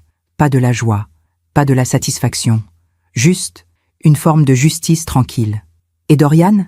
Dorian s'en sort très bien. Elle a trouvé un nouveau poste dans une grande agence de communication. Elle a déjà un nouveau compagnon. Paraît-il, un homme fortuné, elle a tourné la page. Bien sûr, Dorian avait toujours su retomber sur ses pieds, mais Edrine, lui, s'enfonçait. En mai, j'ai reçu une lettre, manuscrite, l'écriture tremblante, d'Edrine. J'ai hésité longuement avant de l'ouvrir. « Maman, je ne sais même pas si tu liras cette lettre, je ne sais pas si tu penses encore à moi, mais il faut que j'écrive, j'ai tout perdu. Dorian, mon travail, mon appartement, mon argent, tout. Et je comprends maintenant. Je comprends que c'est la conséquence de ce que j'ai fait, de ce que j'ai essayé de te faire. Je ne te demande pas de me pardonner. Je ne mérite pas ton pardon. Mais je voulais que tu saches que j'ai compris. Papa avait raison. Tu avais raison. L'argent ne vaut rien. La famille, c'est tout ce qui compte. Et j'ai détruit la mienne. Je ne sais pas où je vais aller. Je ne sais pas ce que je vais devenir. Mais je voulais que tu saches. Je suis désolée, maman. Tellement désolée. Edrine. J'ai relu la lettre plusieurs fois, puis je l'ai posée sur la table et je n'ai pas répondu. Pas par cruauté, pas par vengeance, mais parce qu'il n'y avait rien à dire. Certaines blessures ne guérissent jamais. Certaines trahisons ne se pardonnent pas. Pas parce qu'on ne veut pas pardonner, mais parce que la confiance, une fois brisée, ne se reconstruit pas. En juillet, j'ai appris par Monsieur Devereux qu'Edrine avait quitté Paris. Il était parti dans le sud de la France, Marseille peut-être, pour recommencer à zéro. Je lui souhaitais de trouver la paix, vraiment, mais loin de moi. En septembre 2022, quelque chose d'inattendu s'est produit. J'ai reçu un coup de fil d'une jeune femme. « Madame Beauchastel ? Je m'appelle Léa Moreau. Je suis la nièce de Dorian. »« Oui ? J'ai appris ce qui s'est passé entre vous et mon oncle par alliance, Edrine. Je voulais vous dire, je voulais m'excuser. » « Vous excuser ? Pourquoi ? Parce que je connais ma tante. Je sais comment elle est. Manipulatrice, calculatrice. Elle a détruit plusieurs vies avant celle d'Edrine. Mon propre père, son frère, ne lui parle plus depuis des années. Elle l'a escroqué aussi. J'ai écouté, silencieuse. Ma tante est comme ça. Elle repère les gens faibles, les gens influençables, et elle les utilise jusqu'à ce qu'il n'ait plus rien à lui offrir. Puis elle les jette. Edrine n'était pas seulement faible, ai-je dit doucement. Il était avide. Il voulait mon argent. Dorian n'a fait que nourrir ce qui était déjà en lui. Je sais, mais je voulais que vous sachiez. Dorian ne s'en sortira pas toujours. Un jour, quelqu'un la verra pour ce qu'elle est vraiment. Et ce jour-là, elle sera seule. Nous avons parlé encore quelques minutes. Puis Léa a raccroché. Et j'ai compris quelque chose. Dorian payerait aussi. Peut-être pas maintenant. Peut-être pas de la même façon qu'Edrine. Mais elle payerait. Parce que les gens comme elle finissent toujours seuls. Entourés d'argent, peut-être. De luxe, peut-être. Mais seuls. Sans amour, sans confiance, sans personne. En décembre 2022, j'ai fêté mes 62 ans. 2 ans après ce terrible pique-nique. 2 ans après avoir cru que ma vie était finie. Et pourtant, j'étais là. Vivante. Heureuse même. Pas d'une joie éclatante, mais d'une paix profonde. Un soir, alors que je rangeais de vieilles photos, je suis retombée sur celle de Deauville. Henri, Edrine, moi. J'ai regardé cette photo longtemps, et pour la première fois, je n'ai pas pleuré. J'ai souri, parce que j'avais compris. Cette famille-là n'existait plus. Elle n'avait peut-être jamais vraiment existé. Mais moi, j'existais. Et je continuerai à exister. Avec ou sans eux. Elle m'avait traité de folle, ai-je murmuré en regardant par la fenêtre. Elle avait dit que personne ne me croirait. Et elle avait raison pendant un temps. Mais des années plus tard, la vie lui a rendu ce qu'elle avait donné. À elle, à lui, à tous les deux. La vie finit toujours par rendre ce qu'on lui donne. Aujourd'hui, en 2023, j'ai 63 ans. 3 ans se sont écoulés depuis ce dimanche d'octobre où mon fils m'a dit « Maman, repose-toi un peu sous cet arbre. » 3 ans depuis que j'ai découvert que l'amour d'une mère ne suffit pas toujours, que certaines personnes choisissent l'argent plutôt que la famille, et que parfois, la seule chose à faire, c'est de laisser partir. Je vis toujours dans la maison de Neuilly, pas en tant que propriétaire, mais en tant que résidente à vie, selon les termes de la fondation. C'est étrange au début de vivre dans une maison qui ne vous appartient plus. Mais avec le temps, j'ai compris quelque chose. Cette maison n'a jamais vraiment été à moi, ni à Henri, ni à Edrin. Les maisons, comme les gens, ne nous appartiennent pas. Nous ne faisons que passer. Nous y laissons nos souvenirs, nos rires, nos larmes, puis nous partons. Et d'autres viennent après nous. Mes cours de littérature continuent. 2 fois par semaine maintenant. Les gens viennent nombreux. Nous parlons de Balzac, de Maupassant, de Colette. Nous débattons, nous rions. J'ai même créé un petit club de lecture. 8 personnes. Toutes des femmes de mon âge, ou presque. Des femmes qui ont vécu, qui ont souffert, qui ont survécu. Nous nous comprenons sans avoir besoin de tout dire. Je n'ai plus de nouvelles d'Edrin. Parfois, je me demande où il est, ce qu'il fait, s'il a trouvé un travail, un endroit où vivre, un peu de paix. Je ne lui souhaite pas de mal, vraiment. Mais je ne peux pas non plus lui souhaiter du bien. Il est devenu un étranger. Un homme que j'ai connu autrefois. Un homme qui portait le nom de mon fils. Mais qui n'est plus mon fils. Doriane, elle, continue sa vie. Selon les rumeurs que j'entends parfois, elle s'est mariée à nouveau. Un homme riche, plus âgé. Un veuf, je crois. Je me demande combien de temps cela durera. Combien de temps avant qu'elle ne trouve une raison de partir. Une raison de récupérer ce qu'elle peut et de disparaître. Mais ce n'est plus mon problème. Elle suivra son chemin. Moi, le mien. Et un jour, peut-être, elle aussi comprendra. Quand elle se retrouvera seule. Quand plus personne ne voudra d'elle. Quand elle réalisera que l'argent ne remplace pas l'amour. Mais peut-être pas. Certaines personnes ne comprennent jamais. Il y a quelques semaines, j'ai reçu une visite inattendue. Une jeune femme, 25 ans, peut-être, jolie, élégante, avec des yeux doux. Madame Beauchastel? Oui, je m'appelle Claire. Je suis assistante sociale. Je travaille avec votre fils. Mon cœur s'est serré. Il va bien? Il survit. Il vit à Marseille. Il travaille dans un petit restaurant. Il gagne peu, mais il tient le coup. Pourquoi êtes-vous venu me voir? Elle a hésité. Parce qu'il m'a demandé de vous donner ceci. Elle m'a tendu une enveloppe. Il n'ose pas vous écrire directement. Il a peur que vous détruisiez la lettre sans la lire. Alors il m'a demandé de venir, de vous parler, de vous dire qu'il ne veut rien, qu'il ne demande rien, qu'il voulait juste que vous sachiez. J'ai pris l'enveloppe. Je ne l'ai pas ouverte devant elle. Merci. Madame, je ne sais pas ce qui s'est passé entre vous et votre fils. Ce n'est pas mon rôle de juger, mais je vois beaucoup de gens dans mon travail, des gens brisés, des gens perdus. Et votre fils, il est sincèrement brisé. Il regrette, profondément. Le regret ne change pas ce qui a été fait. Non. Mais parfois, il change celui qui regrette. Elle est partie. Ce soir-là, j'ai ouvert l'enveloppe. Il n'y avait qu'une seule phrase, écrite à la main, tremblante. Pardon, maman, pour tout. Et en dessous, une photo. La photo de Deauville, celle que je portais toujours dans mon sac, celle qu'il avait dû prendre il y a longtemps, sans que je m'en rende compte. Henri, Edrin, moi, heureux. J'ai regardé cette photo longtemps, et j'ai compris que le pardon, ce n'est pas oublier, ce n'est pas effacer, ce n'est pas réconcilier. Le pardon, c'est juste lâcher prise. C'est accepter que les choses sont ce qu'elles sont, que les gens sont ce qu'ils sont, et que nous ne pouvons pas changer le passé. Nous pouvons seulement choisir comment nous vivons avec. Ai-je pardonné à Edrine? Je ne sais pas. Peut-être un jour, peut-être jamais. Mais j'ai lâché prise. J'ai arrêté de porter cette colère, cette douleur, cette trahison. Je les ai déposées, quelque part, loin de moi, et j'ai continué à avancer. Voilà mon histoire. L'histoire d'une femme qui a failli mourir dans une forêt, qui a découvert son propre vélorio, qui a perdu son fils, mais qui a retrouvé sa vie.